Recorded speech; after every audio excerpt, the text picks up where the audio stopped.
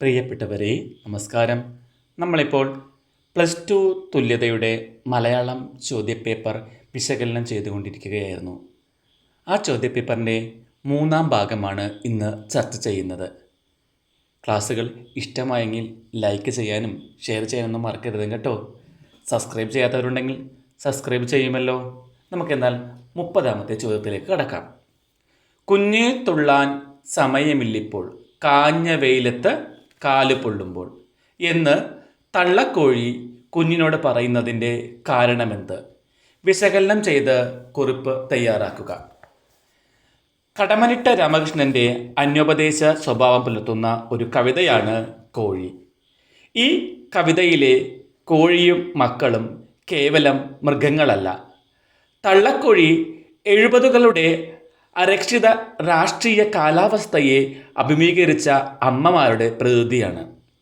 തങ്ങളുടെ മക്കൾ സുരക്ഷിതരല്ലെന്നും ഏതു വഴിയിലൂടെയും അവർ വേട്ടയാടപ്പെടാമെന്നും ഇവിടെ സൂചനയുണ്ട്.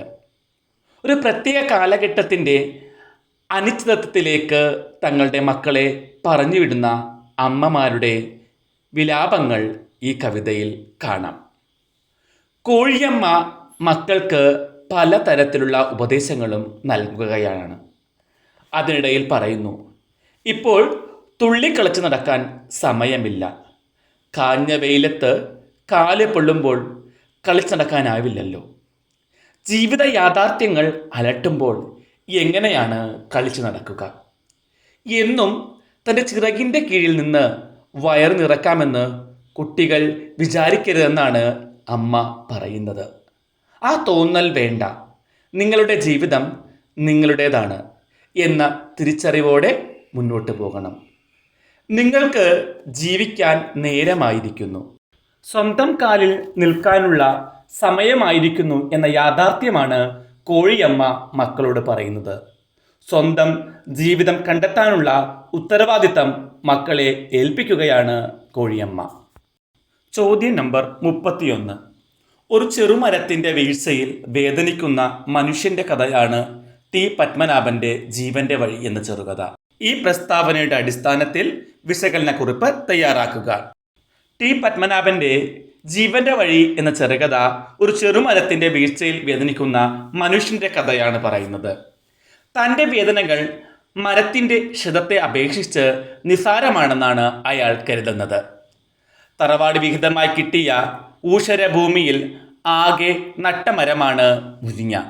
ഒരു പ്രഭാതത്തിൽ അത് ഒരു കാരണവുമില്ലാതെ ഒടിഞ്ഞു വീഴുകയാണ്. മുറിവിൽ നിരുൽപ്പിച്ചു നിൽക്കുന്ന ആ മുരിങ്ങ അയാളെ ദുഃഖത്തിലാക്കുന്നു. അതിനെ വളർത്തുന്നതിൽ ഭാര്യയ്ക്ക് താല്പര്യമുണ്ടായിരുന്നില്ല. മരം 2 കഷ്ണമായില്ലെന്നത് മാത്രമായിരുന്നു അയാളുടെ ഏക ആശ്വാസം. മരം ഒടിഞ്ഞു വീണ ദിവസം അദ്ദേഹത്തിന് ഉറങ്ങാൻ പോലും കഴിയുന്നില്ല. മനസ്സ് നിറച്ചും മുരിങ്ങയുടെ ചിന്തകളായിരുന്നു. ഏറെ നേരം ഉറങ്ങാതെ കിടന്ന അയാൾ ഭാര്യയോട് ചോദിക്കുന്നുണ്ട്, നിനക്ക് സന്തോഷമായില്ലേ? നീ ഒരിക്കലും ഇഷ്ടപ്പെടാതിരുന്ന മരം കടപുഴകിയില്ലേ? അവൾ തർക്കിച്ചു, അത് ശരിയല്ലല്ലോ. എല്ലാ ദിവസവും മുരിങ്ങയ്ക്ക് വെള്ളമൊഴിക്കുന്നത് ഭാര്യയായിരുന്നു. അതിൻ്റെ തളിരില നുള്ളിയതിനെ എതിർക്കുന്നതും ഭാര്യ തന്നെയാണ്. ആ മുരിങ്ങയിൽ നിരവധി കിളികൾ വന്നിരിക്കുമായിരുന്നു. മുരിങ്ങ വീണതിൽ പിന്നെ കിളികളൊന്നും അങ്ങോട്ട് വരാതെയായി. മുരിങ്ങയുടെ പൊട്ടിയ ഭാഗം വെട്ടിക്കളയാനായി പലരെയും അന്വേഷിക്കുന്നു. ആരെയും കിട്ടുന്നില്ല. പിന്നീട് അല്പം പ്രയാസപ്പെട്ടാണെങ്കിലും വീടിൻ്റെ മുകളിലെത്തുന്ന കഥാനായകൻ കാണുന്നത് വളരെ സന്തോഷമുള്ള ഒരു കാഴ്ചയായിരുന്നു. മുരിങ്ങയുടെ പൊട്ടിയ ഭാഗത്തു നിന്ന് നിറയെ പച്ചത്തഴപ്പുകൾ, ജീവന്റെ പ്രവാഹമുള്ള കുഞ്ഞിലകൾ. നമ്മുടെ മുരിങ്ങ ഉണങ്ങിയിട്ടില്ലെന്ന് പലതവണ വിളിച്ചു പറയണമെന്ന് അയാൾക്ക് തോന്നി. എങ്കിലും അതിന് കഴിഞ്ഞില്ല. 32 മുതൽ 36 വരെ ചോദ്യങ്ങളിൽ ഏതെങ്കിലും 3 ഒന്നരപ്പുറത്തിൽ കവിയാതെ ഉത്തരം എഴുതുക. 8 മാർക്ക് വീതമാണ് ലഭിക്കുന്നത്. 32ാമത്തെ ചോദ്യം. മനുഷ്യൻ്റെയും ജന്തുക്കളുടെയും നിസ്സഹായാവസ്ഥ തുറന്നു കാട്ടുകയാണ് തകഴിയുടെ വെള്ളപ്പൊക്കത്തിൽ എന്ന ചെറുകഥ. പാഠഭാഗം വിശകലനം ചെയ്ത് ഉപന്യാസം തയ്യാറാക്കുക. കുട്ടനാടിൻ്റെ ഇതിഹാസകാരൻ എന്ന് വിശേഷിപ്പിക്കപ്പെടുന്ന എഴുത്തുകാരനാണ് തകഴി ശിവശങ്കരപിള്ള. കുട്ടനാടൻ കർഷകരുടെ ജീവിത പ്രശ്നങ്ങളാണ് തകഴിക്ക് ഏറ്റവും ഇഷ്ടപ്പെട്ട വിഷയങ്ങൾ. അദ്ദേഹത്തിൻ്റെ പ്രധാനപ്പെട്ട കൃതികൾ രണ്ടിടങ്ങഴി, തോട്ടയുടെ മകൻ, ചെമ്മീൻ, ഏണിപ്പടികൾ, കയർ, പതിത പങ്കജം, ജീവിതം സുന്ദരമാണ് പക്ഷേ തുടങ്ങിയ 30ഓളം നോവലുകൾ, ഇൻകുലാബ്, നിത്യകന്യക, തിരഞ്ഞെടുത്ത കഥകൾ, ഞാൻ പിറന്ന നാട് തുടങ്ങിയ 20ഓളം കഥാസമാഹാരങ്ങളും അദ്ദേഹം രചിച്ചിട്ടുണ്ട്. നിരവധി സാഹിത്യ അവാർഡുകൾ, ജ്ഞാനപീഠ അവാർഡ്, കേന്ദ്ര സാഹിത്യ അക്കാദമി അവാർഡ്, വയലാർ അവാർഡ് എന്നിവയെല്ലാം ലഭിച്ചിട്ടുണ്ട്. മരിക്കുവോളം യജമാന സ്നേഹം മറക്കാത്ത നായയുടെ ദുരന്തം അവതരിപ്പിക്കുന്ന തകഴിയുടെ വെള്ളപ്പൊക്കത്തിൽ എന്ന കഥ സഹജീവികളോടുള്ള മനുഷ്യൻ്റെ മനോഭാവങ്ങൾക്ക് നേരെ വിരൽ ചൂണ്ടുന്നു. മലയാള സാഹിത്യത്തിലെ തലയെടുപ്പുള്ള ഒരു ചെറുകഥയാണിത്. അനാഥരാക്കപ്പെട്ട മനുഷ്യർ, വളർത്തുമൃഗങ്ങൾ, പ്രളയജലം മൂലം വിഴുങ്ങിയ കുടിലുകൾ, തൊണ്ടയിൽ കുരുങ്ങിപ്പോയ ദീനരോധനങ്ങൾ, തിരിഞ്ഞു നോക്കുമ്പോൾ ഒന്നുമില്ലാതെ നാട് വിട്ടു പോകേണ്ടി വരുന്നവരുടെ കഥ കൂടിയാണ് വെള്ളപ്പൊക്കത്തിൽ.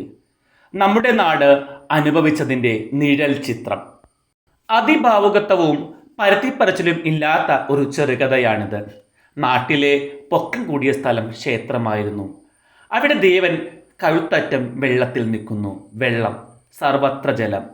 കഥയിലെ ആദ്യ വരിയിൽ തന്നെ പ്രളയത്തിൻ്റെ ദുരന്ത തീവ്രത തകഴി അവതരിപ്പിക്കുന്നുണ്ട്. വളരെ ഉയരത്തിൽ സ്ഥിതി ചെയ്യുന്ന അമ്പലത്തിൽ പോലും വെള്ളമെത്തിയിരിക്കുന്നു.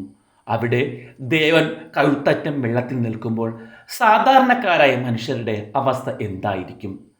തൻ്റെ തമ്പുരാൻ രക്ഷപ്പെട്ടിട്ട് 3 ദിവസമായിരിക്കുന്നു. തമ്പുരാൻ്റെ സ്വത്തു കാക്കാൻ ബാധ്യസ്ഥനാണ് ചേന്നൻ. അതിനാൽ അവൻ രക്ഷപ്പെടാൻ കഴിയുന്നില്ല. പുരക്ക് മുകളിലൂടെ വെള്ളം ഒഴുകാൻ തുടങ്ങുമ്പോഴാണ് സ്വന്തമായി വള്ളമില്ലാത്ത ചേന്നനും കുടുംബവും രക്ഷപ്പെടാനുള്ള ശ്രമങ്ങൾ തന്നെ തുടങ്ങുന്നത്. അതിനു മുമ്പായി മടലും കമ്പം കൊണ്ട് തട്ടും പരണുമുണ്ടാക്കി അവിടെ ഗർഭിണിയായ ഭാര്യയെയും 4 കുട്ടികളെയും ഇരുത്തുന്നുണ്ട്. ഒടുവിൽ തട്ടും പരണവും വെള്ളത്തിൽ മുങ്ങിപ്പോകുന്നു. അപ്പോഴാണ് വാരി പൊളിച്ച് അയാൾ കുടുംബത്തോടൊപ്പം കൂരയുടെ മുകളിലെത്തുന്നത്. ചേന്നൻ കൂകി വിളിച്ചപ്പോൾ വള്ളക്കാരൻ വന്ന് അവനെ കയറ്റിക്കൊണ്ടുപോകുന്നു. രക്ഷപ്പെടാനുള്ള തിരക്കിനിടയിൽ പട്ടിയുടെ കാര്യം അയാൾ ഓർക്കുന്നില്ല. വള്ളം നീങ്ങുകയും പട്ടി തനിച്ചാവുകയും ചെയ്യുന്നു. നായയുടെ യജമാന സ്നേഹമാണ് ഈ കഥയിൽ തകഴി അവതരിപ്പിക്കുന്നത്.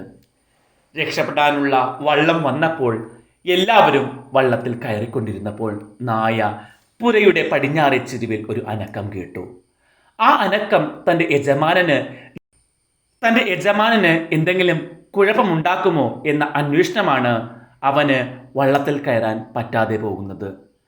തന്നെ കൂടാതെ യജമാനൻ പോയിട്ടും കുടിലിലേക്ക് വന്ന ജന്തുക്കളെ അവൻ ആട്ടിപ്പായിക്കുന്നുണ്ട്. യജമാനൻ്റെ ഇത്തിരി സമ്പാദ്യം മോഷ്ടിക്കാൻ വരുന്നവരോട് എതിർക്കുന്നു.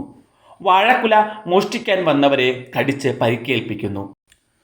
സ്വന്തം ജീവൻ വെള്ളത്തിലായിട്ടും കള്ളന്മാരെ അവൻ ചെറുക്കുകയും കടിച്ചൊഴിക്കുകയും ചെയ്തു.